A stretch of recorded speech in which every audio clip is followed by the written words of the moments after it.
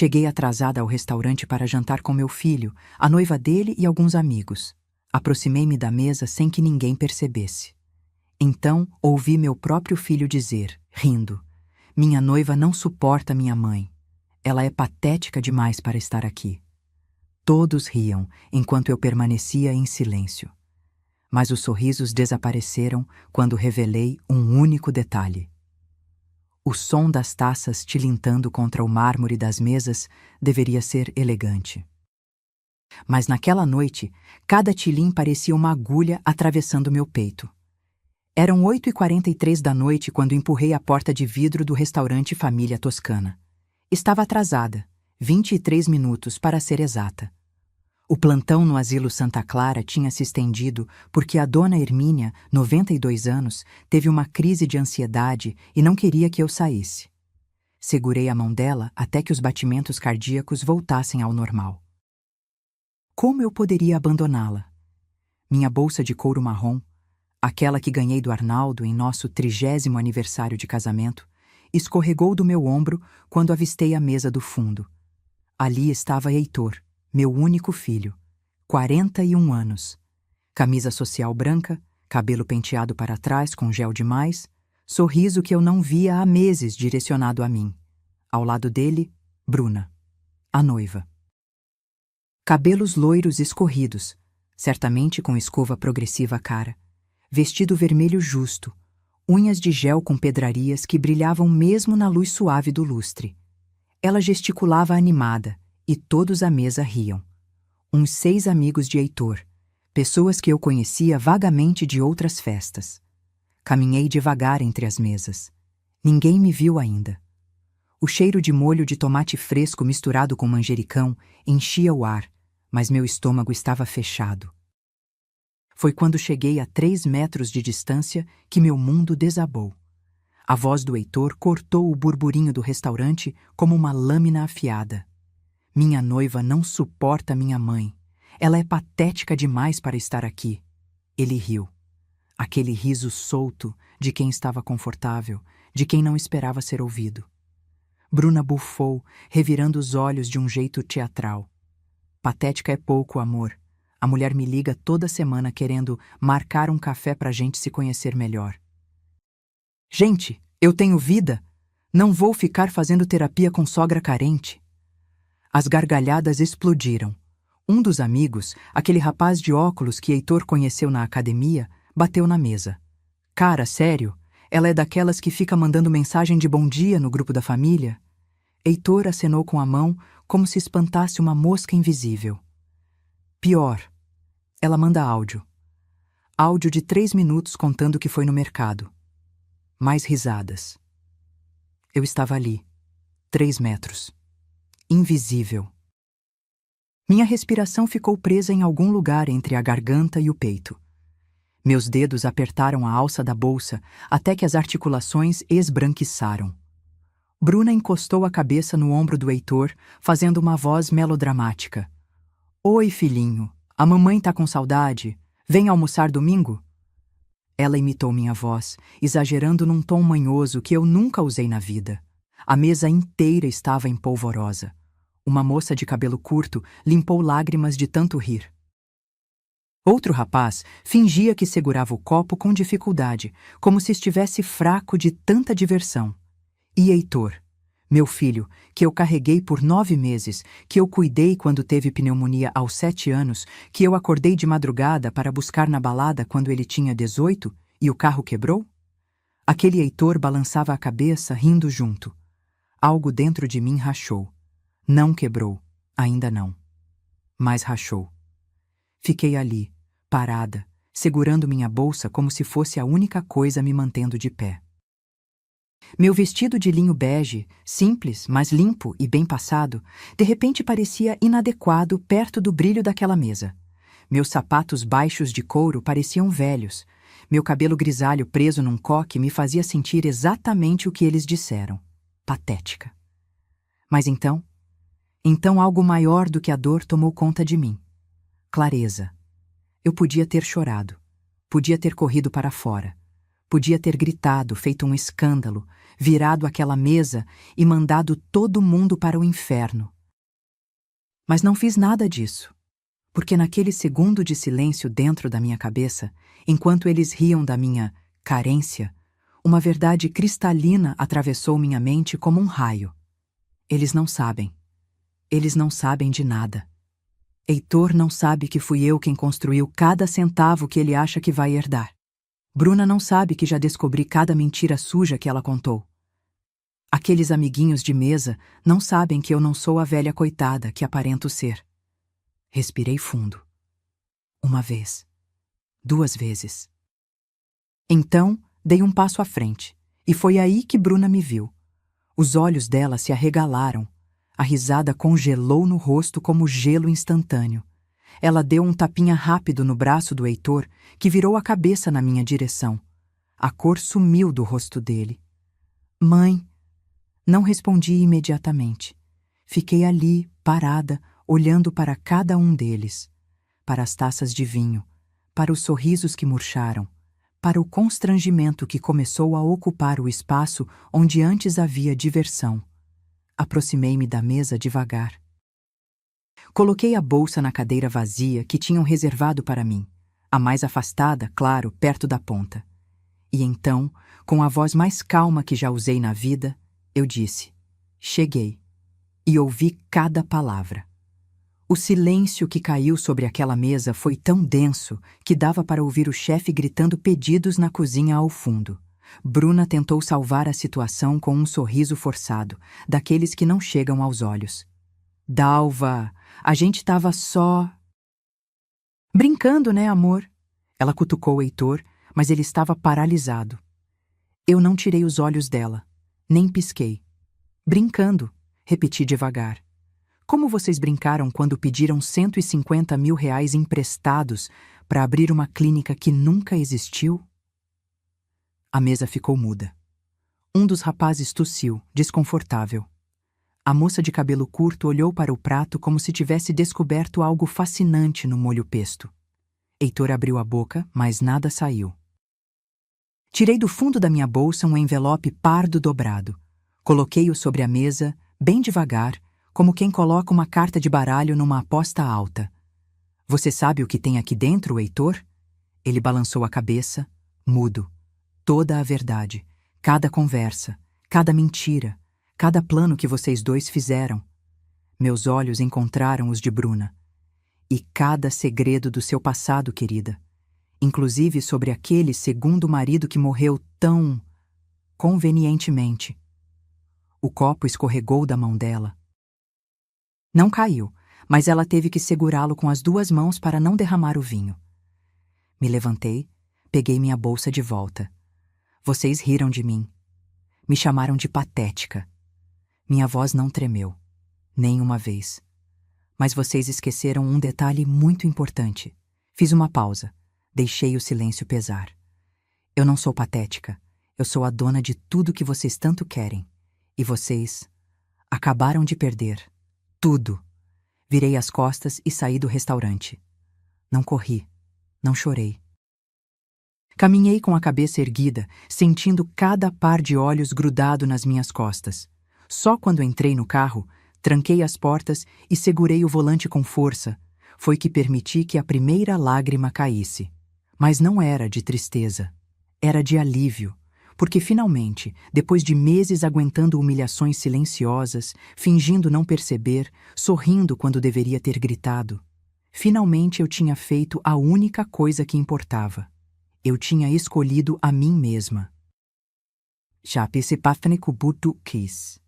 Se você quer entender como cheguei até aquele restaurante, como me tornei a mulher que eles chamavam de patética, e como planejei, em silêncio, cada passo da minha vingança, inscreva-se no canal, porque essa história está só começando. E o pior, ou melhor, de tudo, ainda estava por vir. Meu nome é Dalva Cristina Almeida Silva, 67 anos, viúva há 8, e não, eu não nasci com dinheiro no bolso. Quando conheci Arnaldo, em 1978, eu tinha 19 anos e trabalhava como caixa numa padaria no Brás. Ele era engenheiro civil recém-formado, com um diploma na mão e nenhum centavo no banco. Usava a mesma camisa social 3 vezes por semana, porque só tinha 2.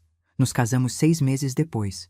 Festa simples na casa da minha mãe, bolo de chocolate que eu mesma fiz, vestido emprestado da minha prima Joana. Lua de mel foi um final de semana em Campos do Jordão, num hotel baratinho que tinha goteira no banheiro. Não me arrependo de um segundo sequer. Arnaldo conseguiu o primeiro emprego numa construtora pequena. O salário mal cobria o aluguel do nosso apartamento de 40 metros quadrados em São Miguel Paulista. Então eu tive uma ideia. E se a gente vendesse marmitas? Comecei devagar. Acordava às 5 da manhã. Cozinhava feijão, arroz, bife acebolado, farofa. Colocava tudo em marmitas de alumínio que comprei no 25 de março. Arnaldo levava para a obra e vendia para os colegas. 10 marmitas no primeiro dia, 15 no segundo. Um mês depois, eram 50. Em 6 meses, eu tinha uma clientela fixa. Alugamos um pontinho pequeno do tamanho de um armário e transformamos aquilo numa lanchonete. Eu cozinhava. Arnaldo gerenciava. Trabalhávamos 14 horas por dia, 6 dias por semana. Heitor nasceu em 1984. Eu amarrei ele nas costas com um pano e continuei fritando pastéis. Não tinha com quem deixar, e creche era caro demais. Então meu filho cresceu cheirando óleo de fritura e ouvindo o barulho da chapa quente. A lanchonete virou restaurante. 1, depois 2, depois 3. Arnaldo cuidava da parte de construção e reformas. Eu cuidava do dinheiro. Sempre fui boa com números. Sabia exatamente quanto entrava, quanto saía, onde cortar, onde investir. Em 2005, compramos o apartamento no Jardim Europa. 280 metros quadrados, 3 suítes, varanda enorme com vista para o pôr do sol. Paguei R$ 1.200.000 à vista. Dinheiro suado, cada centavo conquistado com as mãos dentro da massa de pão. Arnaldo queria que eu parasse de trabalhar. Dalva, a gente já tem tudo. Descansa. Mas eu não queria descansar. Eu queria segurança. Queria nunca mais sentir o aperto no peito que senti quando não tinha dinheiro para comprar sapato para o Heitor quando ele era pequeno. Então continuei. Administrava os 3 restaurantes, cuidava das finanças, negociava com fornecedores. Arnaldo me chamava de o cérebro da operação, sempre sorrindo com orgulho. Em 2010, compramos a chácara em Ibiúna. 120 mil metros quadrados de terra boa, com lago, pomar de jabuticabas, casa colonial de 6 quartos. R$ 1.800.000. Foi nosso refúgio. Todo fim de semana a gente subia para lá, fazia churrasco, caminhava descalço na grama. Heitor adorava. Levava os amigos, fazia festa, nadava no lago. Mas então, em 2016, Arnaldo teve o infarto. Foi rápido. Indolor, disseram os médicos, como se isso fizesse alguma diferença. Ele estava consertando a cerca da chácara, sentou para descansar embaixo de uma jabuticabeira e nunca mais levantou. Enterrei meu marido numa terça-feira de março. Chovia. Heitor chorou no meu ombro. Eu segurei firme, mas por dentro estava despedaçada. Fiquei sozinha aos 59 anos. E foi aí que descobri algo sobre mim mesma. Eu era mais forte do que imaginava. Vendi os 3 restaurantes 6 meses depois. Não tinha mais energia para administrar tudo sozinha, e Heitor nunca demonstrou interesse real em tocar o negócio. Ele trabalhava com o pai, sim, mas sempre nas obras, nunca na gestão. Vendi por R$ 4,5 milhões, dei R$ 800.000 para o Heitor. Adiantamento da herança, expliquei. Achei que assim ele teria uma base, começaria algo próprio. Ele agradeceu, me abraçou, disse que ia investir com sabedoria. Com o resto do dinheiro fui estratégica. Investi em CDBs, fundos conservadores, títulos do Tesouro. R$ 2.100.000 aplicados, rendendo bem. O apartamento estava pago, a chácara também. Não tinha dívidas. Pela primeira vez na vida, eu podia respirar. Comecei a fazer trabalho voluntário no Asilo Santa Clara, perto de casa. Toda terça e quinta, das 2 às 6 da tarde. Conversava com os idosos, lia livros para quem tinha a vista cansada, segurava mãos trêmulas, me matriculei em aulas de pintura em tela. Descobri que tinha jeito para paisagens. Pintei a chácara de memória, as jabuticabeiras, o lago, o céu alaranjado do entardecer. Entrei num grupo de leitura na biblioteca do bairro. 8 mulheres, todas acima dos 60, discutindo Clarice Lispector e Marta Medeiros toda quarta-feira de manhã. Eu estava bem. Estava em paz. Até que 2 anos atrás, Heitor apareceu em casa com Bruna. Ela tinha 32 anos. Loira, obviamente descolorida, magra demais, unhas sempre impecáveis, roupas apertadas. Trabalha como esteticista, disse Heitor, e tem um Instagram com 89 mil seguidores. No primeiro almoço percebi a forma como ela olhava para o apartamento. Os olhos passeando pelas paredes, calculando, avaliando, tocando no mármore da bancada da cozinha como quem já se imagina morando ali. Que lugar lindo, Dalva, ela disse sorrindo. Você mora aqui sozinha? Não fica com medo? Medo de quê? Respondi. Ela deu de ombros, mexendo na salada que mal tocou. Sei lá, solidão, velhice, essas coisas. Senti a farpa, mas sorri de volta. Porque eu já tinha aprendido naqueles 8 anos sozinha que lobos vestem peles diferentes. E aquela moça de sorriso branco e perfume caro era uma loba disfarçada de cordeiro. Mas eu também tinha aprendido outra coisa importante. Cordeiros que sobrevivem, aprendem a morder de volta. E foi exatamente isso que comecei a fazer, sem que ninguém percebesse. Nos primeiros meses, Bruna foi cuidadosa, sutil, como uma serpente que observa antes de dar o bote. As farpas vinham embrulhadas em sorrisos. Num domingo de almoço, eu tinha feito meu arroz de forno com frango desfiado, receita que Heitor adorava desde criança. Coloquei a travessa fumegante na mesa, orgulhosa. O cheiro de queijo gratinado enchia a sala de jantar. Bruna serviu uma colherada minúscula no prato. Cutucou com o garfo, fazendo uma careta delicada. Ai, Dalva, você usa muito carboidrato nas suas receitas, né? Ela disse, pousando o garfo. Eu e o Heitor estamos numa dieta low carb. Ele já perdeu 4 quilos. Não perdeu, amor? Heitor murmurou algo incompreensível, de boca cheia. Ela continuou, inclinando a cabeça com aquele jeito de quem está prestando um favor.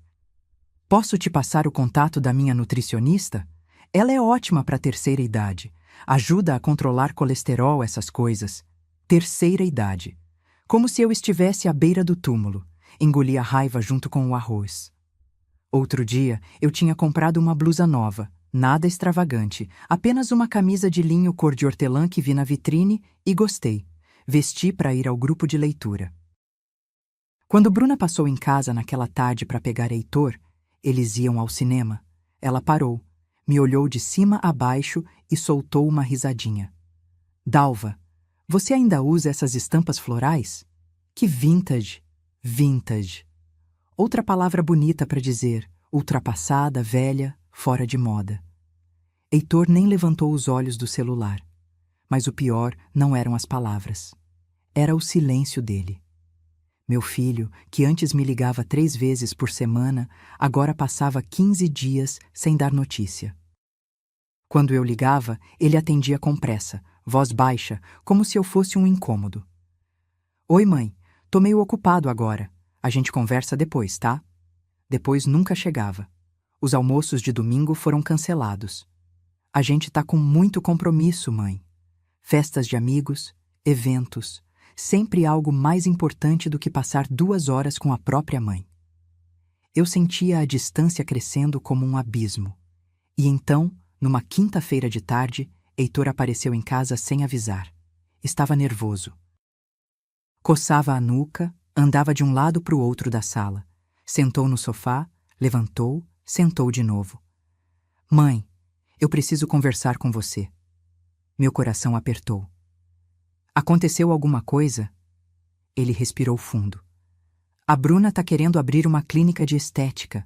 Um negócio grande, sabe? com aparelhos de última geração, sala de criolipólise, peeling de diamante, essas coisas. Ele falava rápido, evitando meu olhar. E eu vou entrar como sócio. A gente já achou um ponto comercial na Vila Olímpia. Só que a gente está precisando de um investimento inicial.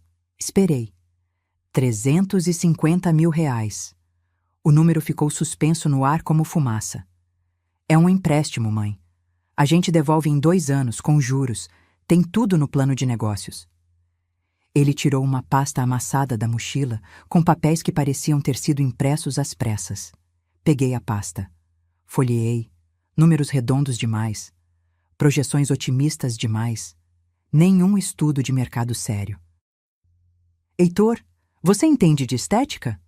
Não, mas a Bruna entende. Ela trabalha nisso há 10 anos. E vocês já consultaram um contador? Um advogado? Ele fez um gesto impaciente com a mão. Mãe, a gente não precisa de tanta burocracia. É um investimento seguro. A Bruna conhece o mercado. E se você me emprestar esse dinheiro, eu vou multiplicar. Vai ser bom para todo mundo. Fiquei em silêncio por um tempo longo. Olhei para o meu filho. 41 anos, crescido, mas naquele momento parecendo um menino desesperado. Vou pensar. Mãe, a gente precisa fechar o ponto logo, senão perde. Então eu vou pensar rápido. Ele saiu frustrado, batendo a porta do carro com força. Liguei para o meu advogado, Dr. Maurício, no dia seguinte. Expliquei a situação. Dalva, se você for emprestar, faça um contrato registrado em cartório e empreste só o que você pode perder sem sentir falta. Pensei bastante. 3 dias depois, chamei Heitor novamente. Vou emprestar 150 mil reais, não 350. Com contrato, juros de 2% ao mês e prazo de 24 meses. Ele tentou negociar. Mãe, a gente precisa do valor cheio. Mas eu segurei firme. É isso ou nada, Heitor. Ele aceitou. Assinamos o contrato no cartório da Avenida Paulista numa terça-feira chuvosa. Transferi o dinheiro no mesmo dia. E então, silêncio. Heitor sumiu. Não ligou para agradecer. Não mandou mensagem.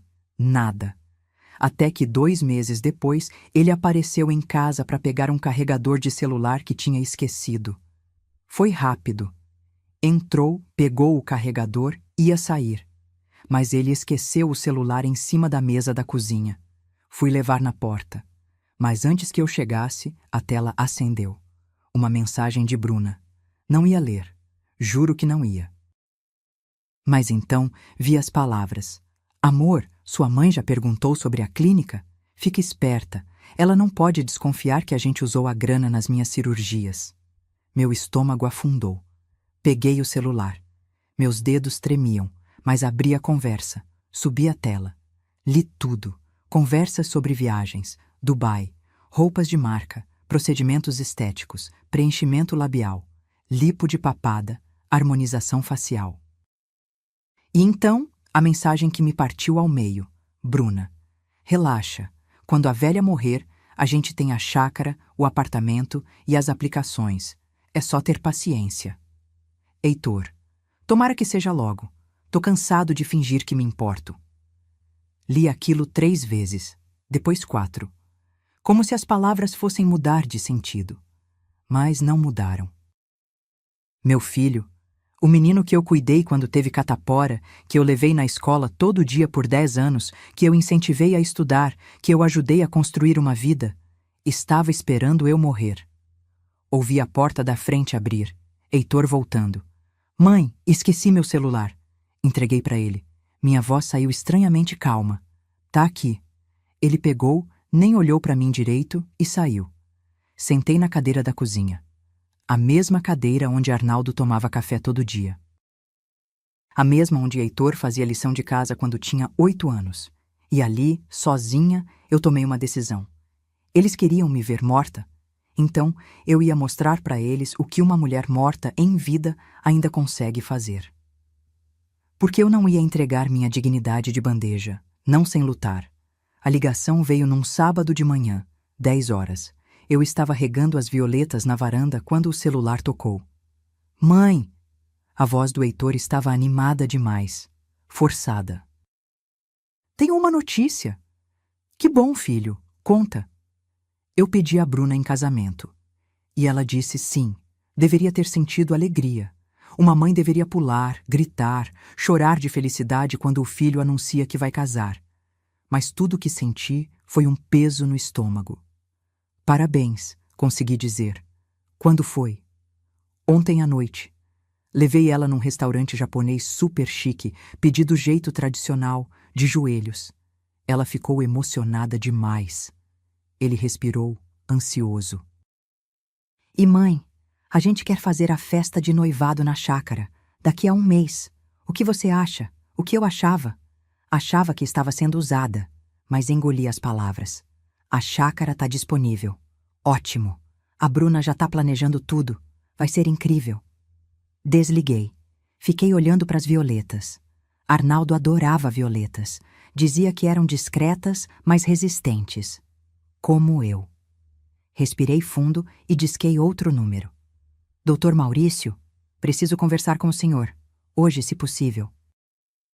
Nos encontramos num café na Oscar Freire às 3 da tarde. Ele chegou de terno cinza, pasta de couro debaixo do braço. Tinha uns 60 anos, cabelo branco, olhar sério, mas gentil. Era advogado da nossa família há 15 anos. Contei tudo. As mensagens, os planos, o dinheiro das cirurgias.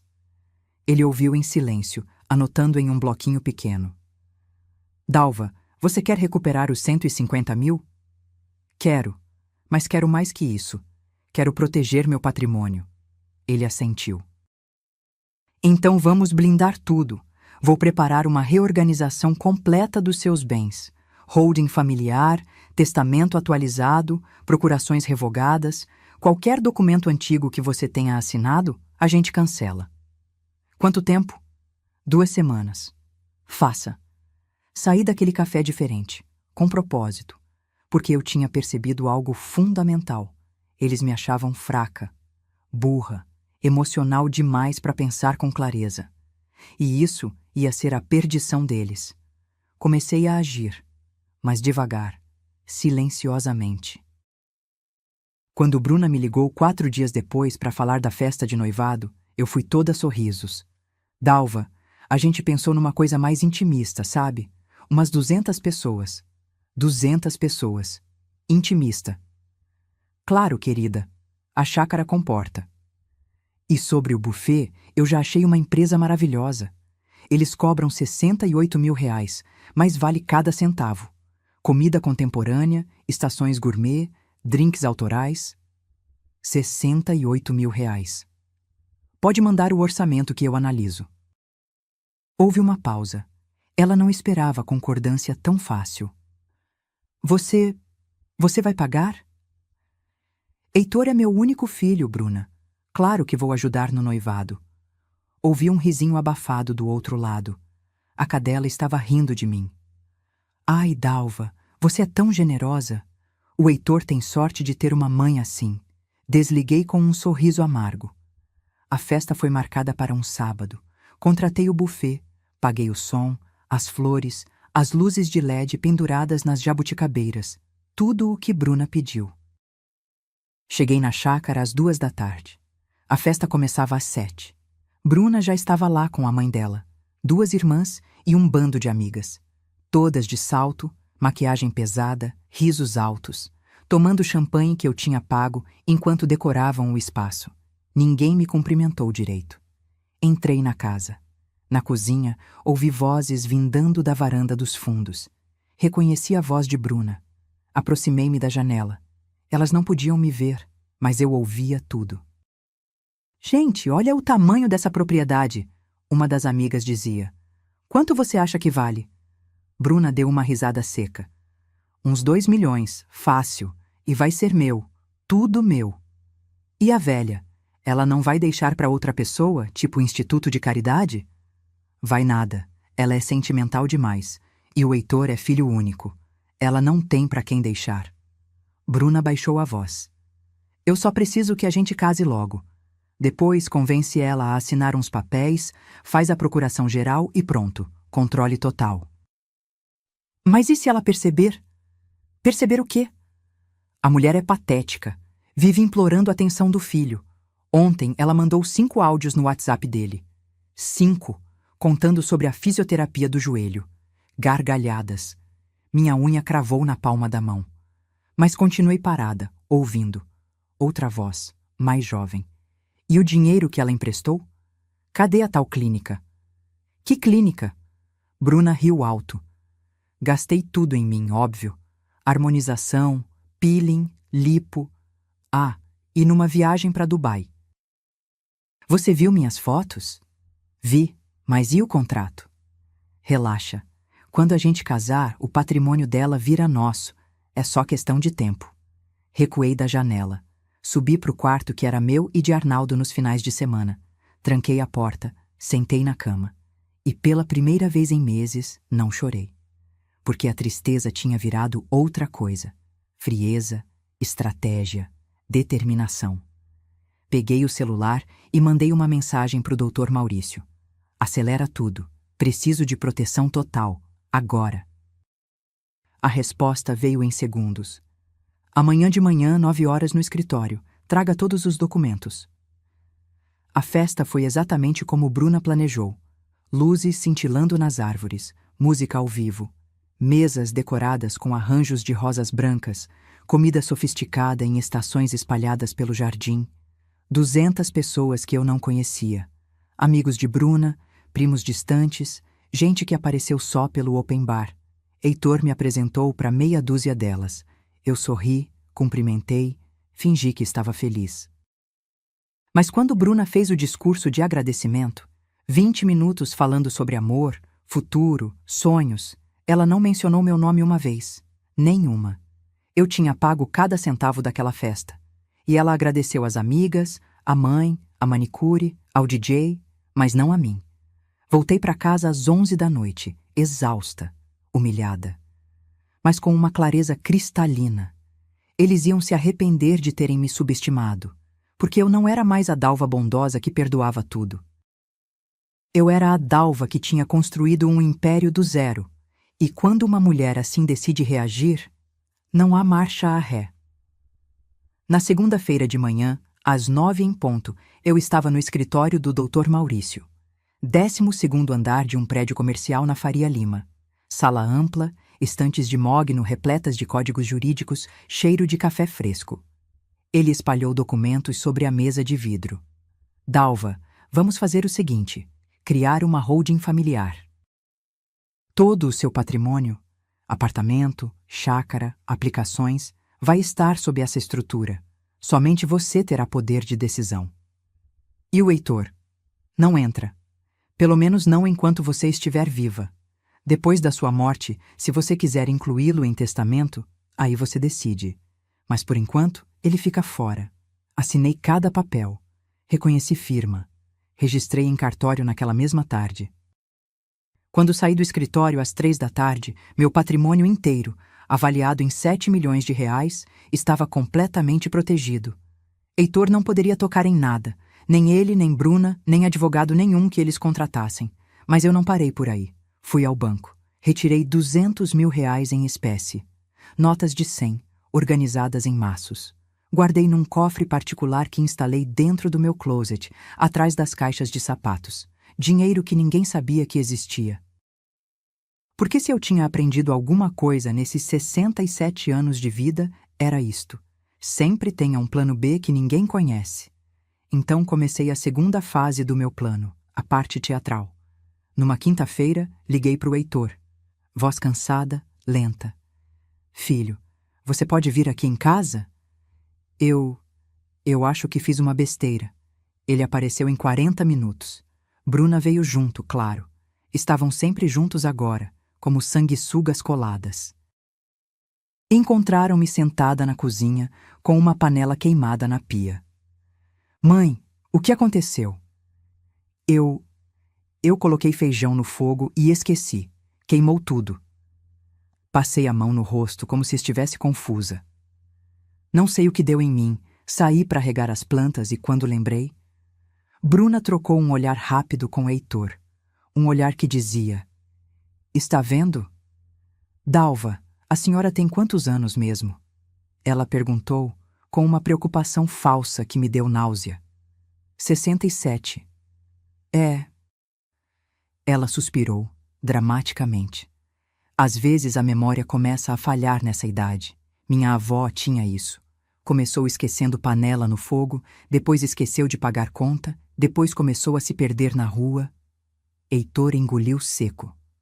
Mãe, você tem ido no médico? Tenho, mas o doutor disse que tá tudo bem. Mesmo assim, acho que você devia fazer uns exames. Neurológico, sabe? Fingi hesitação. Será que precisa? Bruna já estava pesquisando no celular. Precisa sim, Dalva. Vou marcar com um geriatra ótimo que atende a mãe de uma amiga minha, só para garantir que tá tudo certinho. Eu concordei. Voz fraca, olhar perdido. Eles saíram dali com exatamente a impressão que eu queria, que eu estava começando a decair. Durante as semanas seguintes, continuei a performance. Esqueci um compromisso no grupo de leitura. Liguei para Heitor às 8 da noite dizendo que não lembrava se tinha tomado o remédio da pressão. Deixei a televisão ligada a noite toda e disse que não ouvi. Pequenas coisas, nada alarmante demais. Só o suficiente para plantar a dúvida. E eles morderam a isca completamente. Bruna começou a me tratar como se eu fosse de vidro. Voz alta demais. Palavras simples demais. Dalva, a senhora entendeu o que eu falei? Heitor ficou preocupado, ou pelo menos fingia bem.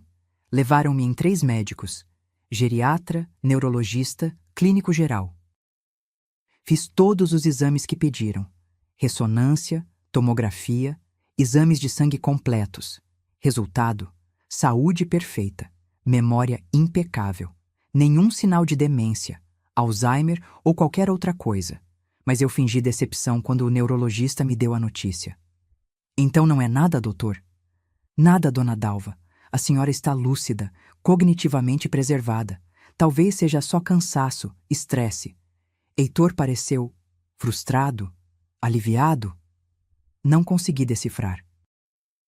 Bruna, por outro lado, ficou visivelmente irritada. No carro, voltando para casa, ela resmungou. Médico incompetente. Óbvio que tem alguma coisa errada. Ninguém esquece panela no fogo à toa. Mordi o lábio para não rir. Uma semana depois, instalei câmeras de segurança no apartamento. Discretas, pequenas, uma na sala, uma no corredor, uma na cozinha. Quando o Heitor perguntou o motivo, eu disse: Filho, moro sozinha. Tô ficando mais velha. É para minha segurança. Se eu cair, alguém vai ver pela câmera. Ele achou razoável. Não desconfiou que as câmeras tinham microfone embutido e gravavam áudio. E foi através dessas câmeras que eu presenciei o pior. Numa terça-feira à tarde, Heitor e Bruna apareceram sem avisar. Eu estava no mercado. Eles usaram a chave que eu tinha dado para o Heitor anos atrás. Caso de emergência. Entraram, sentaram no sofá da sala. E eu vi tudo pelo celular, ao vivo. Bruna folheava documentos que estavam na minha escrivaninha. Contratos antigos, recibos, papéis que eu propositalmente deixei ali. Achei, ela disse levantando uma folha. Escritura da chácara. Está no nome dela ainda. E o apartamento? Também. Ela jogou os papéis de volta. Isso é um problema. Problema como? Bruna suspirou, como se estivesse explicando matemática para uma criança. Heitor, enquanto tudo tiver no nome dela, a gente não controla nada. Se ela morrer amanhã, vai pro inventário. Demora anos. E se ela deixou o testamento doando tudo para cachorro, a gente se ferra. Minha mãe não faria isso. Sua mãe tá gagá, não sabe nem o que assina. Bruna se levantou, andou pela sala.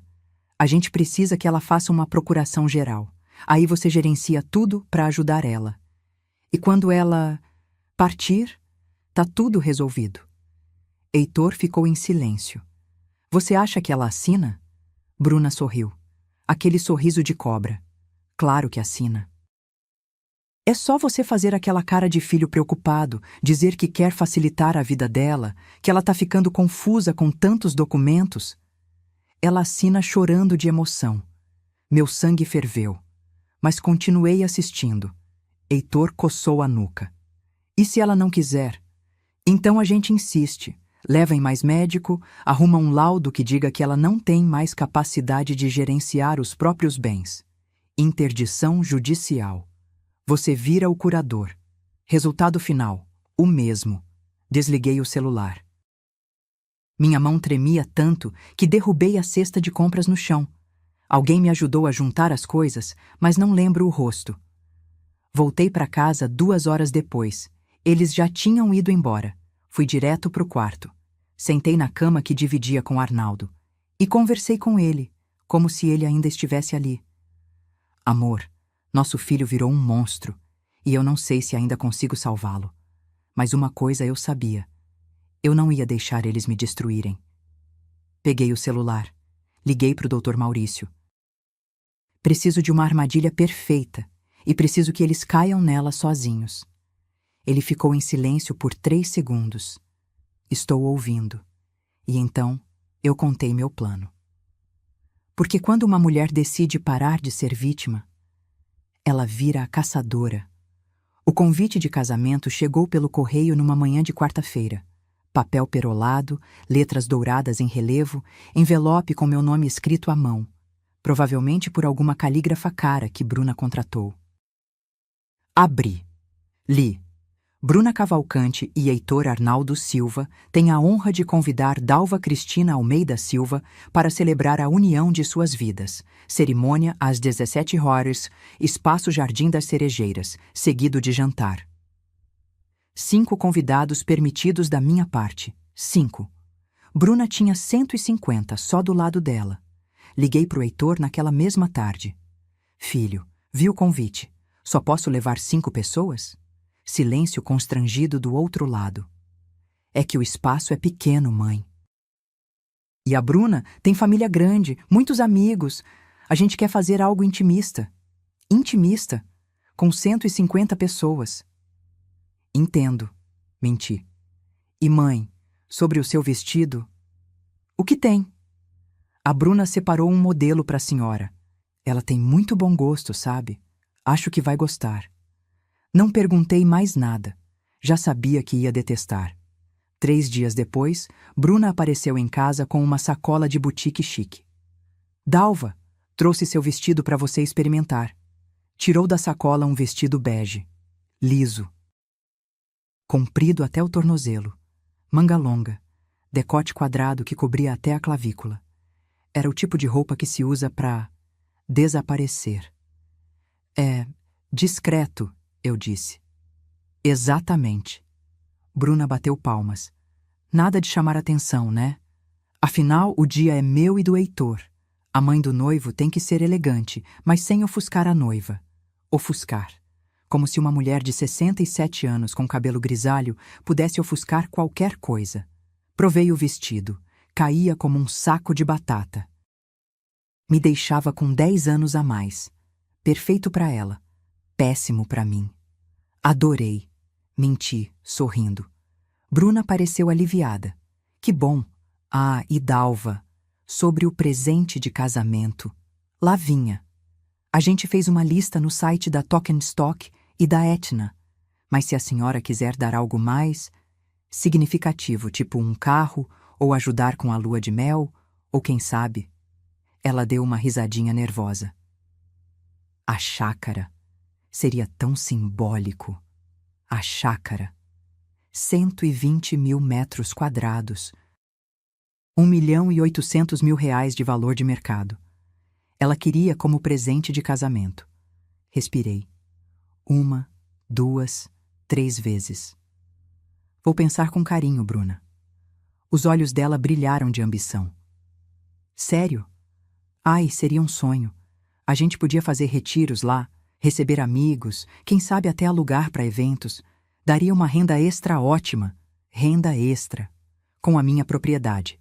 Ela saiu dali praticamente saltitando. Assim que a porta fechou, peguei o celular e gravei um áudio para mim mesma. Hoje, dia 17 de abril, Bruna Cavalcante pediu minha chácara de presente de casamento. Valor aproximado: R$ 1.800.000. Tenho testemunha? Não. Tenho gravação? Também não. Mas tenho minha palavra. E vou lembrar disso quando chegar a hora. Os preparativos do casamento viraram um pesadelo orquestrado. Bruna assumiu tudo: flores, música, menu do jantar, decoração. Não me consultou sobre nada.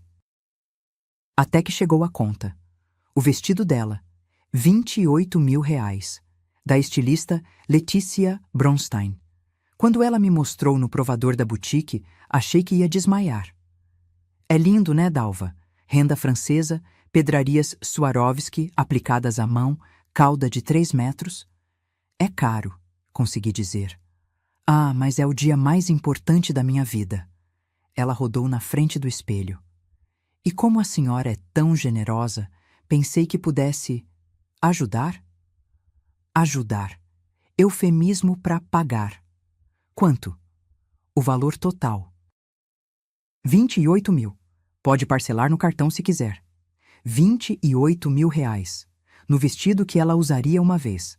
Paguei, porque eu tinha um plano maior. E cada real que eu gastava agora seria cobrado depois, com juros emocionais. Veio depois o buffet. 60 pessoas no jantar. Menu degustação de 6 etapas, vinhos importados, doces finos. R$ 83.000. A senhora vai pagar, né, Dalva? Afinal, é o casamento do seu único filho. Paguei. As flores? R$ 12.000 em arranjos de orquídeas e lírios. Paguei. A banda de música ao vivo? R$ 15.000 por 4 horas. Paguei. No final das contas, eu tinha desembolsado R$ 206.000 num casamento que não era meu, para uma nora que me desprezava, para o meu próprio filho que esperava a minha morte. Mas o pior não foi o dinheiro. Foi a lista de convidados. Bruna fez questão de me mostrar, como se fosse um troféu. Olha, Dalva, convidei toda a minha família, tios, primos, até afilhados. Também chamei minhas amigas do Instagram, umas blogueiras. Ah, e o pessoal da clínica onde eu trabalho. Vai ser demais. Passei os olhos pela lista. 147 pessoas do lado dela. Do meu lado, 5 vagas. Bruna, eu posso convidar mais alguém? Tenho amigas do grupo de leitura, do asilo onde faço voluntariado. Ah, Dalva, o espaço é pequeno. E essas senhorinhas? Vocês vão se cansar rápido, né? Festa de casamento tem música alta, dura até tarde. Melhor não. Senhorinhas. Como se eu fosse uma inválida. Escolhi 5 pessoas. Leonor, minha amiga advogada de 72 anos. Carmen e Joelma, do grupo de leitura. Seu Moacir, um senhor viúvo do asilo que sempre me fazia rir. E Júlia, filha da minha prima distante, porque prometeu que me ajudaria se eu precisasse. 5 pessoas que realmente me amavam. Contra 147 que nem sabiam meu nome. Uma semana antes do casamento, Heitor me chamou para conversar. Estava nervoso, mexendo nas mãos, evitando meu olhar. Mãe, a gente precisa acertar umas coisas. Questões práticas. Tipo, documentação. A Bruna e eu conversamos e seria bom se a senhora fizesse uma procuração. Só para facilitar as coisas, sabe? Eu poderia ajudar com as contas, os pagamentos, essas burocracias que a senhora está achando difíceis. Ali estava. A armadilha. Fingi considerar. Procuração para quê, exatamente? Geral. Assim eu posso gerenciar tudo. O apartamento, a chácara, as aplicações, tudo em ordem, sem a senhora se preocupar. Meu coração bateu mais rápido, mas mantive o rosto calmo. Heitor, vou pensar. É uma decisão importante. Mas, mãe, é só para ajudar. Eu sou seu filho. Quem mais vai cuidar da senhora? Olhei nos olhos dele. Procurei o menino que conheci. O garoto que vinha correndo me abraçar quando eu buscava na escola. O adolescente que chorou no meu colo quando levou o primeiro fora. Não encontrei. Vou pensar. Repeti. Ele saiu frustrado. Naquela noite, liguei para o Dr. Maurício. Eles pediram a procuração. E você? Disse que ia pensar. Vou enrolar até depois do casamento. Ótimo. Quanto mais tempo eles esperarem, mais desesperados ficam. E quanto mais desesperados, mais erros cometem. Desliguei. Fiquei sentada no sofá escuro da sala, olhando para as fotos na estante. Eu e Arnaldo no dia do casamento. Heitor bebê no meu colo. Heitor formando na faculdade. Nossa família sorrindo na chácara. Quando tudo tinha sido verdadeiro. Quando meu filho tinha deixado de me amar. Não consegui responder. Mas uma coisa eu sabia. No dia daquele casamento, eles iam descobrir quem eu realmente era. E não iam gostar do que veriam. 2 dias antes do casamento. Quinta-feira, 8 horas da noite. Eu estava saindo do asilo Santa Clara quando o celular tocou. Mensagem do Heitor. Mãe, tô num jantar com uns amigos e a Bruna no Família Toscana. Vem também? Vai ser legal. Meu coração deu um pulo. Fazia meses que ele não me convidava para nada. Respondi rápido. Vou sim, chego em 20 minutos. Mas Dona Hermínia teve a crise. A pressão subiu, o coração disparou. Segurei a mão dela, conversei baixinho, esperei o batimento voltar ao normal. Não podia abandoná-la. Quando finalmente consegui sair, já eram 8h40. Atrasada. Dirigi rápido demais pela Rebouças. Estacionei torto na rua ao lado do restaurante. Peguei minha bolsa de couro marrom, a que Arnaldo me deu, e praticamente corri até a entrada. O Família Toscana era elegante. Paredes cor de terracota, lustres de cristal, cheiro de alho e azeite no ar. Música italiana tocando baixinho. Vi a mesa do fundo. Heitor de costas para mim, camisa branca, cabelo com gel. Bruna ao lado dele, vestido vermelho coladinho, rindo alto. 6 pessoas ao redor. Taças de vinho. Risos. Intimidade. Caminhei devagar entre as mesas. Ninguém percebeu minha chegada. E foi quando eu estava a 3 metros que ouvi a voz do Heitor. Clara. Firme. Sem remorso. Minha noiva não suporta minha mãe. Ela é patética demais para estar aqui. O mundo parou.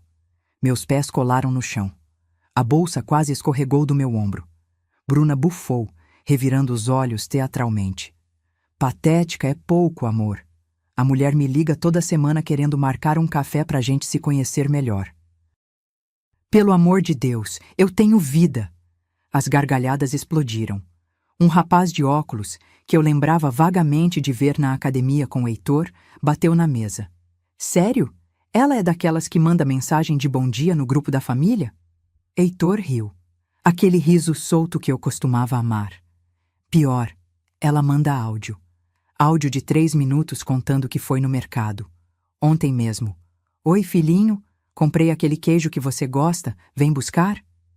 Mais risadas. Uma moça de cabelo curto limpava lágrimas. Bruna encostou a cabeça no ombro dele, imitando minha voz com um tom meloso e exagerado. Ai, filhinho, a mamãe tá com saudade. Por que você não vem almoçar domingo? Ela fez biquinho. Gente, é constrangedor. A mesa inteira ria. Não era risada educada. Era gargalhada. Meu estômago revirou. Mas então Bruna continuou.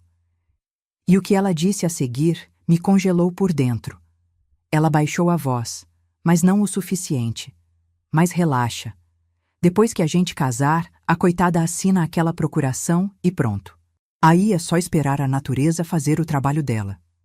Silêncio por 2 segundos. Depois alguém perguntou. Esperar? Como assim? Bruna deu de ombros bebericando o vinho. A mulher tem 67 anos. Já tá gagá. Quanto tempo vocês acham que ela tem? 5 anos? 10 no máximo? Heitor não discordou. Apenas olhou para o prato. Um dos amigos, um rapaz magro de barba, fez uma cara de falsa preocupação. Mas, cara, e se ela deixar tudo para a instituição de caridade? Já vi caso assim. Bruna riu com desdém. Deixar para quem? Pro asilo? Ela rebolou os olhos. A Dalva é sentimental demais. Ela vive dizendo que o Heitor é a vida dela, que ele é tudo. Não vai deserdar o próprio filho. E se ela desconfiar? De quê? Bruna gesticulou com a mão cheia de anéis. A mulher é patética. Faz qualquer coisa por migalhas de atenção. Ontem ela me mandou mensagem perguntando se eu queria ir com ela escolher cortina nova para o quarto dela. Cortina, gente. Gargalhadas novamente. Heitor finalmente falou, e o que ele disse me arrancou o chão dos pés. Eu sei que parece cruel, mas minha mãe, ela não tem mais nada na vida além de mim. É triste, mas é verdade. Pelo menos quando ela morrer, vai saber que deixou o filho bem de vida. A mesa ficou em silêncio por um instante, desconfortável, até que Bruna ergueu a taça. Um brinde ao futuro e à herança que vem junto. As taças tilintaram e algo dentro de mim se quebrou definitivamente. Mas não era a dor que eu esperava sentir. Era clareza, frieza, determinação absoluta. Dei um passo à frente, depois outro. Foi Bruna quem me viu primeiro. Os olhos dela se arregalaram. A taça parou no ar, a meio caminho da boca. Ela deu um tapinha desesperado no braço do Heitor. Ele virou a cabeça e empalideceu. Mãe, não respondi imediatamente. Fiquei ali, parada, olhando para cada um deles, para os sorrisos que murcharam como flores no sol, para os olhares que desviaram, para o constrangimento que ocupou a mesa como uma nuvem densa. Caminhei devagar. Meus passos ecoavam no silêncio. Cheguei até a cadeira vazia, a que tinham reservado para mim na ponta, claro, longe do centro das atenções. Coloquei a bolsa no encosto. E então, com a voz mais calma que já usei na vida toda, eu disse: cheguei. E ouvi cada palavra. O silêncio que caiu foi tão pesado que dava para ouvir o chefe gritando na cozinha. Bruna tentou salvar. Sorriso forçado, voz melosa. Dalva, você chegou? A gente estava só brincando, né, amor? Ela cutucou Heitor, mas ele estava paralisado, olhando fixo para o prato. Eu não pisquei. Não tirei os olhos dela. Brincando, repeti devagar, saboreando cada sílaba. Como vocês brincaram quando pediram 150 mil reais para abrir uma clínica que nunca existiu? A mesa congelou.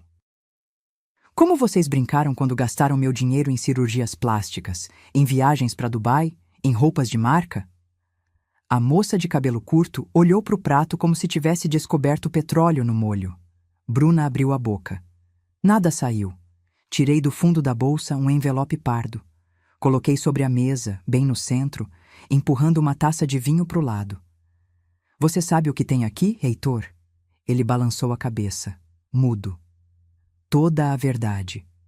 Minha voz era firme, sem tremer. Cada conversa de WhatsApp, cada mensagem planejando minha morte, cada mentira que vocês dois contaram. Abri o envelope, tirei cópias impressas, joguei na mesa uma por uma. Screenshots de conversas, comprovantes bancários, fotos. E aqui, disse tirando mais papéis, está o passado da sua noiva, Heitor. Os 2 casamentos anteriores, com homens viúvos, ricos, que morreram em circunstâncias curiosas. Bruna ficou branca, literalmente.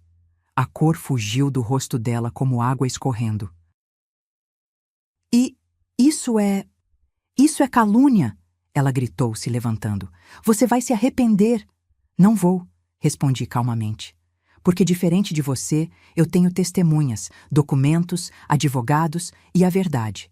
Me levantei, peguei minha bolsa de volta, olhei para o meu filho, nos olhos dele, procurei arrependimento, vergonha, qualquer coisa, nada. Então eu disse, a frase que vinha ensaiando na minha cabeça desde que ouvi aquela conversa. Vocês riram de mim, me chamaram de patética. Pausa. Mas vocês esqueceram um detalhe muito, muito importante. Silêncio absoluto. Eu não sou patética. Eu sou a dona de tudo que vocês querem. Cada centavo, cada metro quadrado, cada aplicação. Inclinei-me para frente. E vocês acabaram de perder. Tudo. Virei as costas e saí do restaurante de cabeça erguida, sentindo cada olhar cravado em mim. Não corri, não chorei. Porque finalmente, depois de meses, eu tinha feito a única coisa certa. Eu tinha escolhido minha dignidade. E o que aconteceu depois daquele jantar mudou tudo, para sempre. Cheguei em casa às 9h15 da noite. Tranquei a porta. Encostei nela por um segundo, respirando fundo. Meu celular tocou. 1 vez, 2, 10 vezes seguidas. Heitor. Não atendi. Mensagens começaram a chegar, uma atrás da outra. Mãe, a gente precisa conversar. Foi mal entendido. Você tirou tudo de contexto. Por favor, atende o telefone. Desliguei o celular. Coloquei para carregar no quarto. Tomei banho. Água quente. Deixei escorrer pelo rosto, lavando a humilhação. Vesti meu pijama de algodão, aquele velho, puído, mas confortável. Fiz um chá de camomila. Sentei na varanda, olhando as luzes da cidade. E pela primeira vez em meses dormi tranquila. Na manhã seguinte, às 7h20, a campainha tocou. Insistente, desesperada. Olhei pelo olho mágico. Heitor, sozinho. Olheiras fundas, camisa amarrotada. A mesma da noite anterior. Abri a porta, mas deixei a corrente de segurança. Mãe, por favor, preciso falar com você. Fala. Aqui? No corredor? Aqui mesmo. Ele passou a mão no rosto. Estava exausto. Eu não quis dizer aquelas coisas. Foi a Bruna. Ela me influencia, sabe? Eu fico confuso quando tô perto dela. Ela o quê, Heitor? Te obrigou a rir? Te forçou a concordar? Silêncio. Você é um homem de 41 anos. Não é criança. Não me venha com essa história de influência. Lágrimas começaram a escorrer pelo rosto dele. Reais? Fingidas? Não consegui distinguir. Mãe, eu errei. Eu sei. Mas eu te amo. Você é minha mãe. A gente pode conversar, resolver isso. Resolver, repeti amarga. Como? Me pedindo desculpas? Prometendo que vai mudar? Sim, eu prometo. Vou terminar com a Bruna. Vou devolver o dinheiro.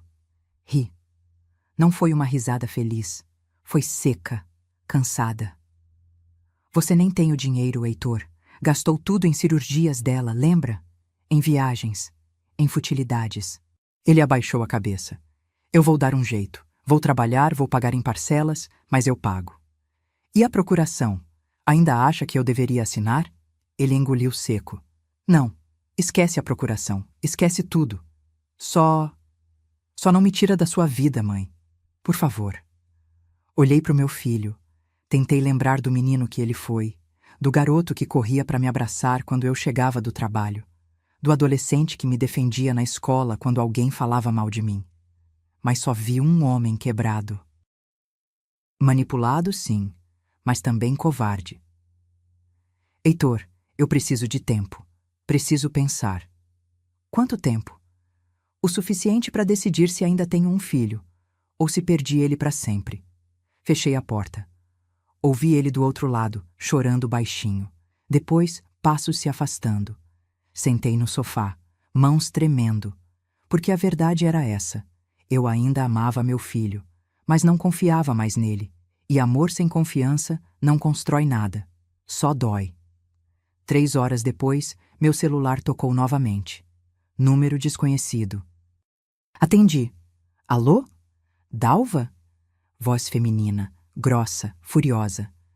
Aqui é a mãe da Bruna. Meu estômago apertou. Pois não.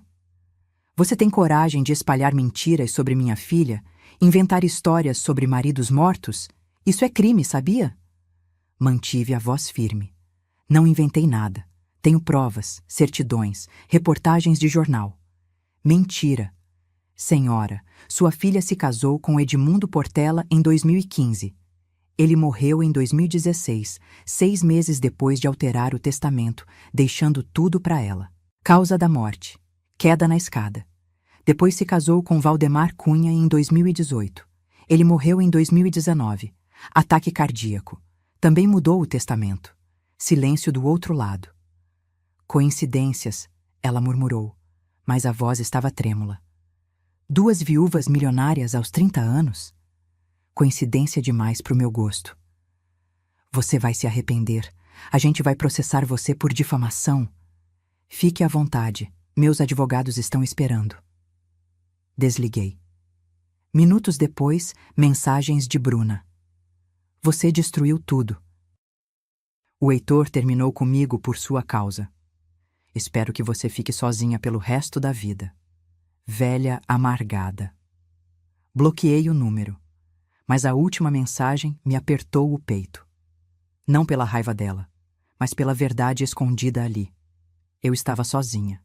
Meu marido morto, meu filho perdido, minha família desfeita. Será que valia a pena? Será que proteger meu patrimônio valia perder meu único filho? Passei o dia inteiro nessa dúvida. Até que às 6 da tarde, a campainha tocou de novo. Olhei pelo olho mágico. Leonor, minha amiga advogada. Abri. Ela entrou com uma pasta debaixo do braço e cara séria. Dalva, você pediu para eu investigar a Bruna, lembra? Lembro. Então senta, porque o que eu descobri é pior do que você imagina. Sentamos na mesa da cozinha. Ela abriu a pasta. Tirou documentos, fotos, cópias de processos. O primeiro marido dela, Edmundo? A família contestou o testamento. Achavam a morte dele suspeita, mas não conseguiram provar nada. O caso foi arquivado. E o segundo?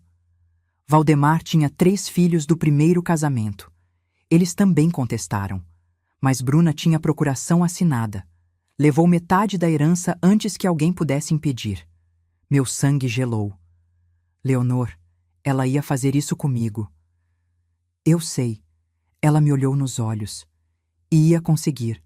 Porque você confia demais, Dalva. Porque você ainda acredita que as pessoas são boas. Lágrimas escorreram.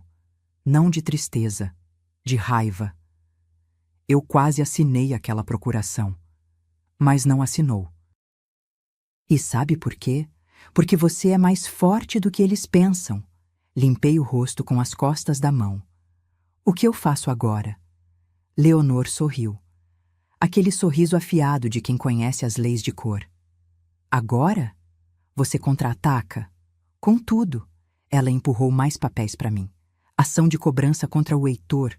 150 mil reais mais correção e juros. Dá 187 mil. Ele não tem esse dinheiro. Problema dele. Ou paga, ou você penhora o que ele tiver. Ela passou para o próximo documento. Alteração completa do testamento. Tudo para o Instituto de Caridade, para o asilo, para a bolsa de estudos. Heitor recebe apenas usufruto do apartamento enquanto você viver. Depois, nada. Nada? Nada. Ele fez a escolha dele, Dalva. Agora você faz a sua. Peguei a caneta. Assinei. E com cada assinatura, senti um pedaço de mim se despedindo do passado, do filho que eu conheci, da família que eu sonhei ter. Mas ganhei algo maior, minha liberdade. E quando Heitor descobrisse o que eu fiz? Aí é que a história ficaria realmente interessante. O oficial de justiça bateu na porta do apartamento do Heitor numa segunda-feira de manhã. Eu sei porque ele me ligou 10 minutos depois. A voz trêmula, incrédula. Mãe, o que é isso? Uma ação de cobrança? 187 mil reais? Estava tomando café na varanda. Coloquei a xícara devagar no pires. É o dinheiro que você me deve. Com correção e juros, como estava no contrato. Mas mãe, eu não tenho essa grana. Você sabe disso? Não é problema meu, Heitor. Você assinou o contrato, gastou meu dinheiro em futilidades, agora paga. Como? De onde eu tiro 187 mil reais? Vende o carro. Pega empréstimo. Trabalha. Minha voz saiu mais dura do que pretendia. Aprende o que é conquistar dinheiro com esforço, igual eu e seu pai fizemos. Silêncio tenso. Você tá fazendo isso por vingança. Não. Estou fazendo isso por justiça. Tem diferença. Ele desligou na minha cara. Não liguei de volta. 2 horas depois, Bruna apareceu no meu prédio. O porteiro me ligou. Dona Dalva, tem uma moça aqui embaixo querendo subir. Diz que é urgente. Manda ela ir embora. Ela tá gritando, dona Dalva. Tá fazendo escândalo. Desci. Não ia deixar aquela víbora manchar minha reputação no prédio. Encontrei ela no hall de entrada. Cabelo despenteado, rímel borrado, vestida com calça de moletom e blusa larga, tão diferente da Bruna produzida que eu conhecia. Você! Ela apontou o dedo na minha cara. Você destruiu tudo. Cruzei os braços. Eu não destruí nada. Apenas mostrei a verdade. O Heitor terminou comigo. Disse que não pode casar comigo porque você provou que sou interesseira. Provou? Ergui a sobrancelha. Bruna, você é interesseira. E pior, perigosa. Eu amava ele. Ri. Não consegui segurar. Amava? Você amava a chácara dele, o apartamento, a herança. O Heitor era só um meio. Ela deu um passo à frente, agressiva. Sabe qual é o seu problema, Dalva? Você é uma velha sozinha que não suporta ver o filho feliz. Tem inveja, porque você já era e eu sou nova, bonita, desejada.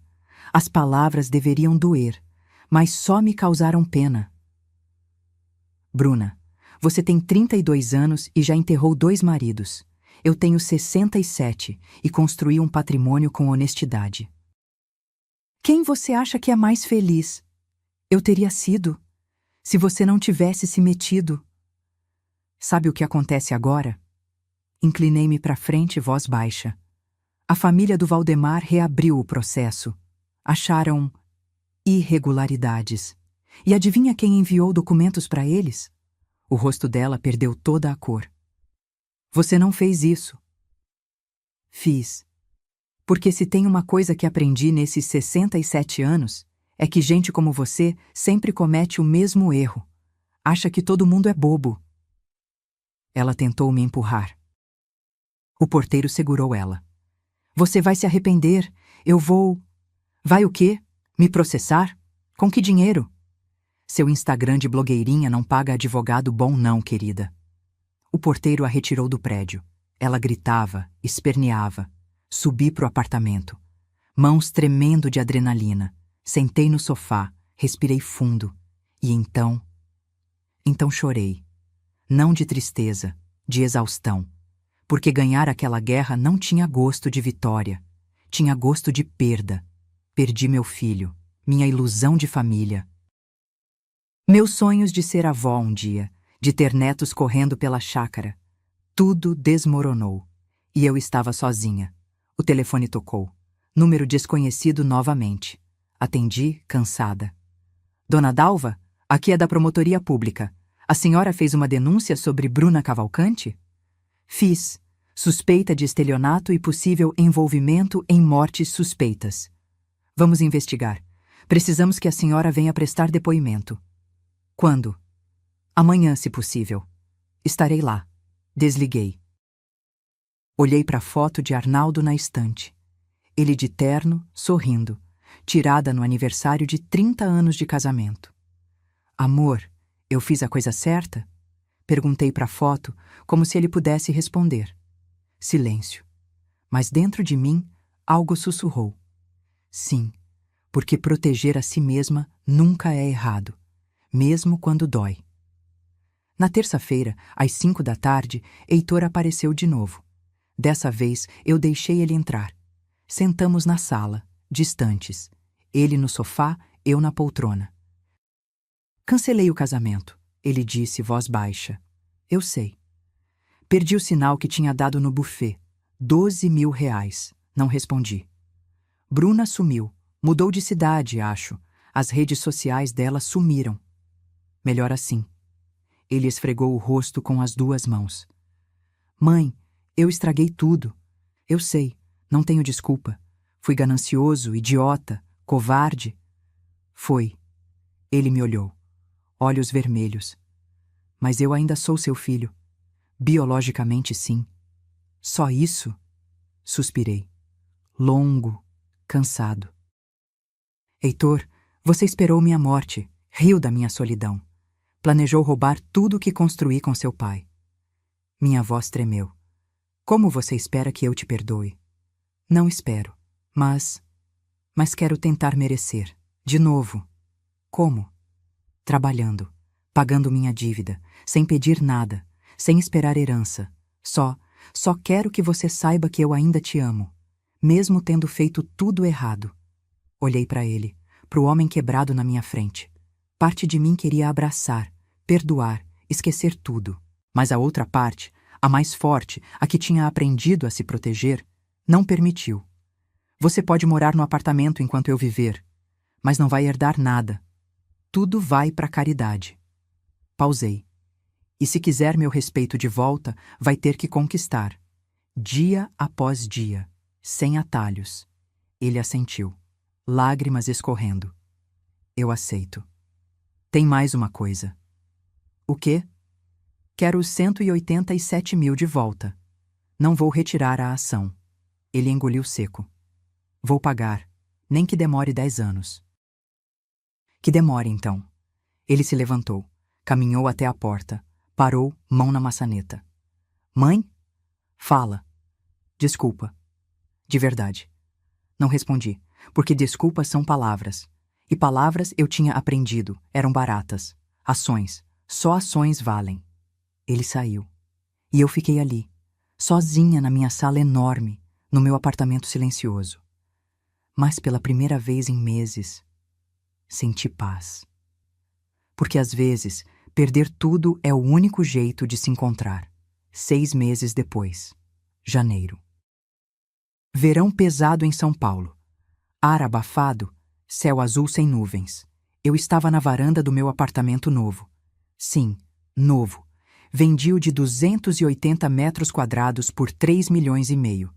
Comprei um de 120 metros, moderno, funcional, só meu, por 1 milhão e 200 mil.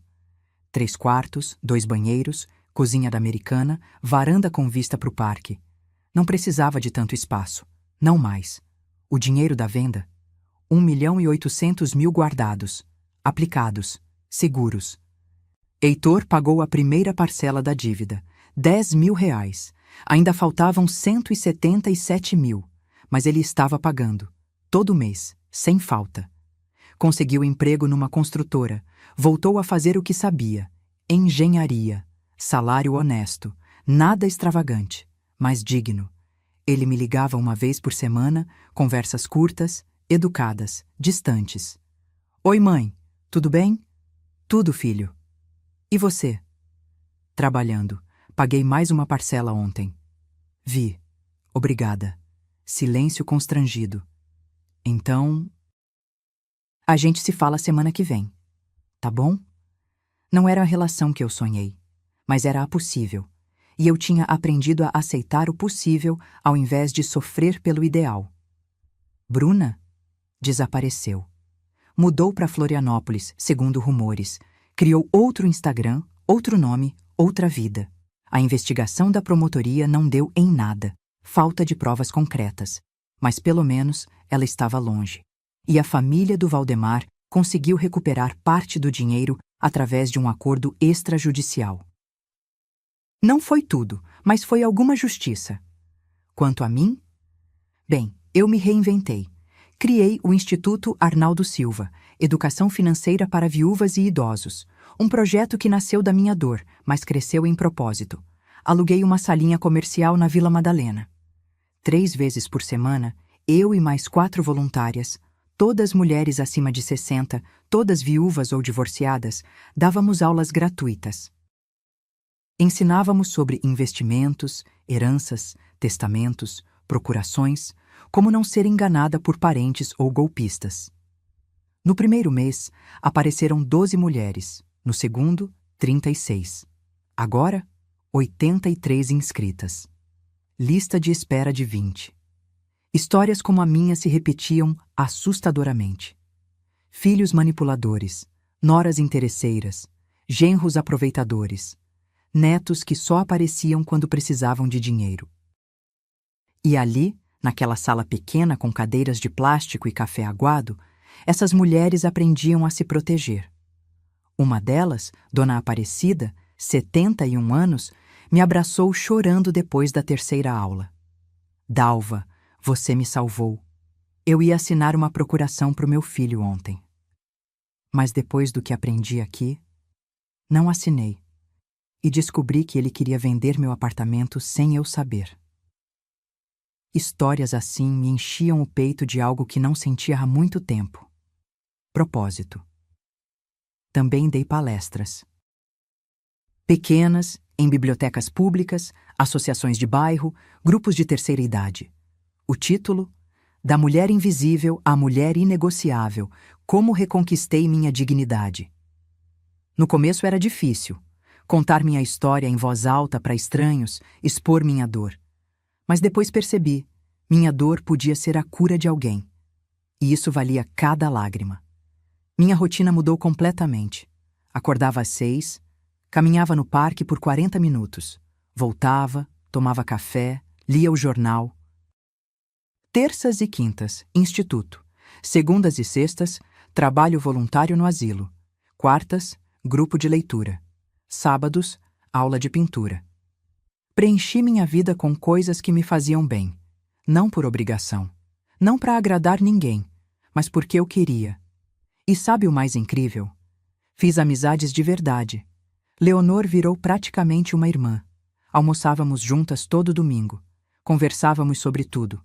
Política, livros, receitas, solidão, recomeços. Conheci Marta, 59 anos, no instituto.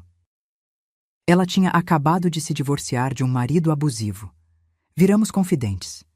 Conheci seu Alberto, 73 anos, viúvo no asilo. Ele me fazia rir com piadas ruins e histórias da época que trabalhou como radialista. Não era romance, era amizade, companheirismo. E bastava. Um dia seu Alberto me perguntou: Dalva, você não fica com raiva do seu filho? Pensei bastante antes de responder.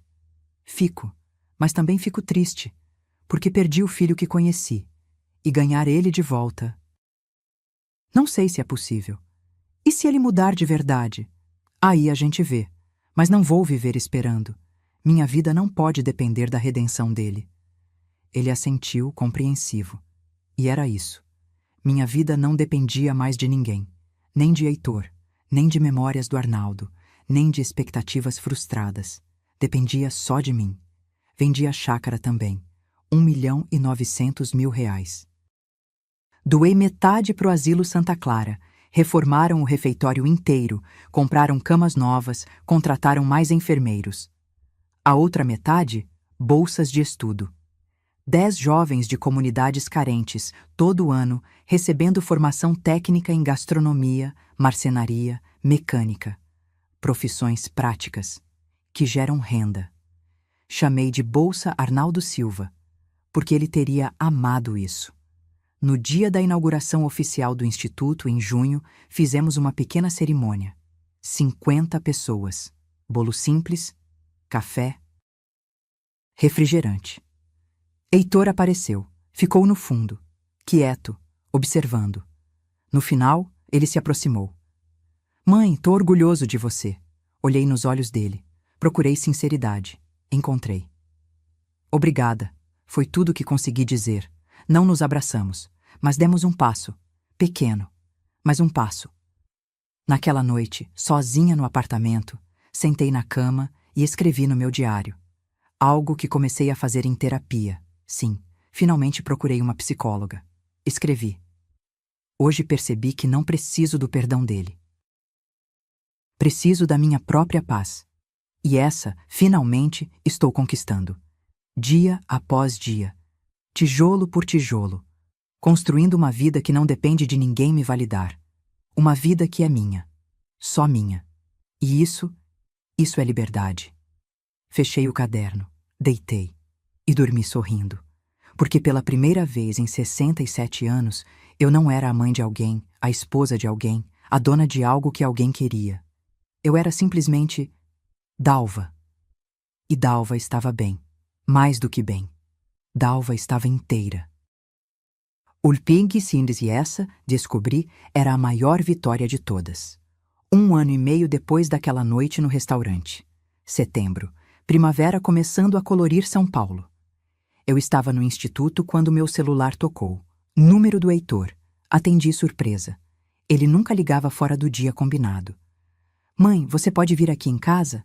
Preciso te mostrar uma coisa. Aconteceu algo? Nada ruim, só... Venha, por favor. Fui, curiosa, cautelosa. Cheguei no apartamento dele, pequeno, um quarto e sala em Pinheiros, alugado com o próprio salário. Nada parecido com o padrão que ele tinha quando estava comigo.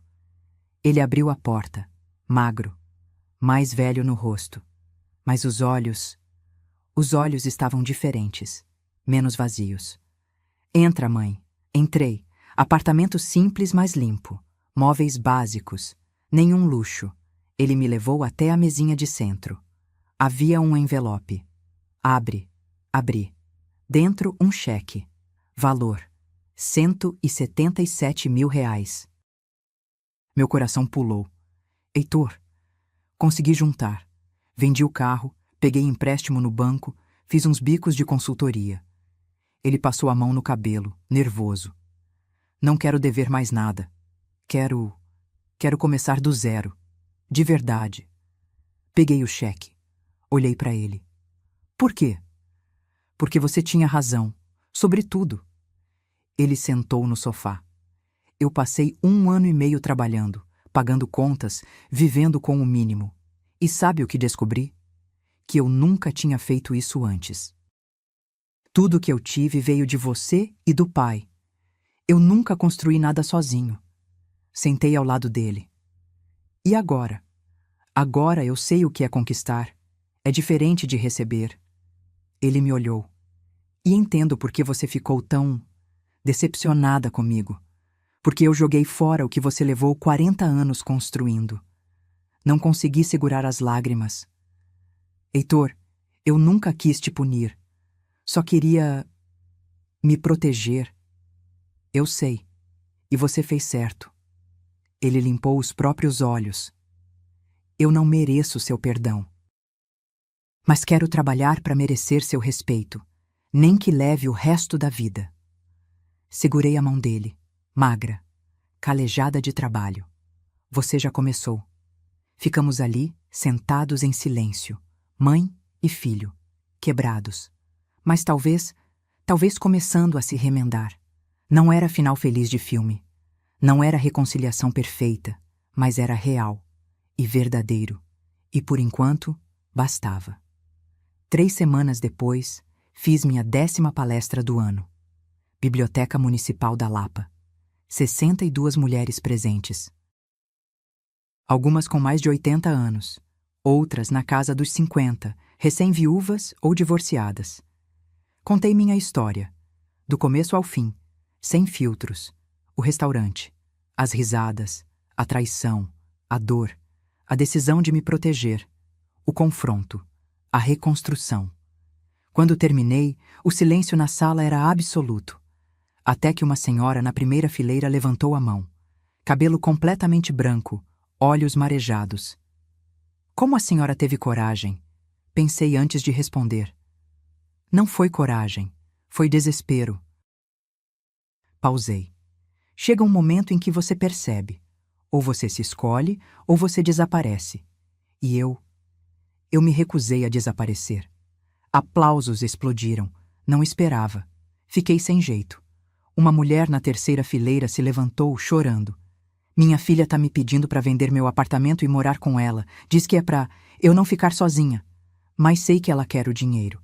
E eu tava quase aceitando. Até hoje. Não aceite, eu disse firme. Não por raiva, mas por proteção. Se ela te ama de verdade, vai respeitar sua decisão. Mais mulheres começaram a compartilhar histórias. Filhos que sumiam. Netos que só ligavam pedindo dinheiro. Genros manipuladores. Noras interesseiras. E ali, naquela biblioteca velha com cadeiras de madeira rangendo, 62 mulheres entenderam que não estavam sozinhas. Que a dor delas era coletiva, mas a força também. No final, uma jovem de uns 30 anos se aproximou. Grávida, barriga grande. Minha sogra é como a senhora. Sozinha, viúva. E meu marido só quer saber da herança dela. Ela segurou minha mão. Não quero ser a Bruna da história dela. Posso trazer ela aqui? Por favor, respondi. Traga. Hoje, enquanto escrevo estas últimas linhas no meu diário, olho pela janela do meu apartamento. Vejo o parque, crianças brincando, casais caminhando, idosos sentados nos bancos, conversando. A vida acontecendo, e eu fazendo parte dela, não como coadjuvante, mas como protagonista da minha própria história. Aprendi que família nem sempre é sangue. Às vezes, é escolha. É quem fica, é quem respeita, é quem ama sem querer nada em troca.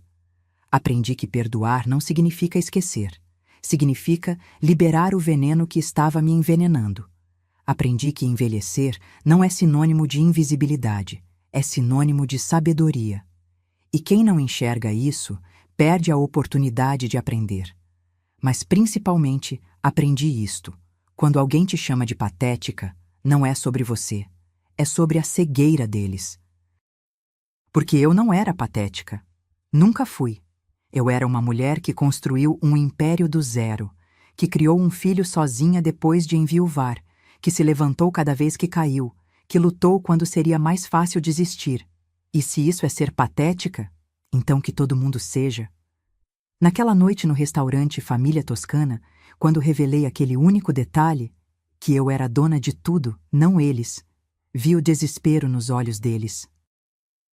E senti, pela primeira vez em anos, que tinha escolhido a coisa certa. Escolhi a mim mesma. Se você está passando por isso agora, se tem um filho que te usa, uma nora que te manipula, um parente que só aparece quando quer dinheiro, escolha você também.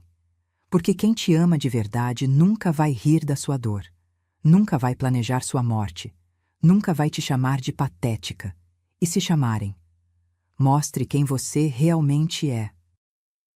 Porque às vezes, perder uma família falsa é o único jeito de ganhar a si mesma de volta. E não existe presente maior do que esse.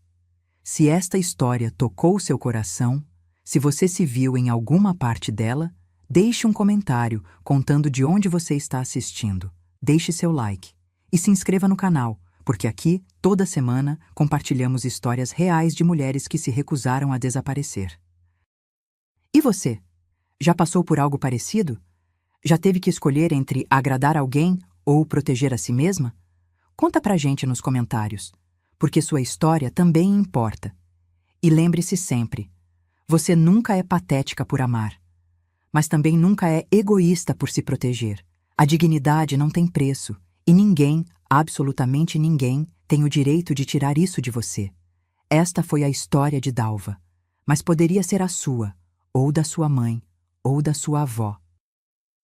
Porque, infelizmente, abuso financeiro e emocional contra idosos é mais comum do que gostaríamos de admitir. Se você conhece alguém passando por isso, compartilhe essa história. Pode ser o empurrão que ela precisa para se libertar. Nos vemos na próxima história. Até lá, cuide de você, porque você merece.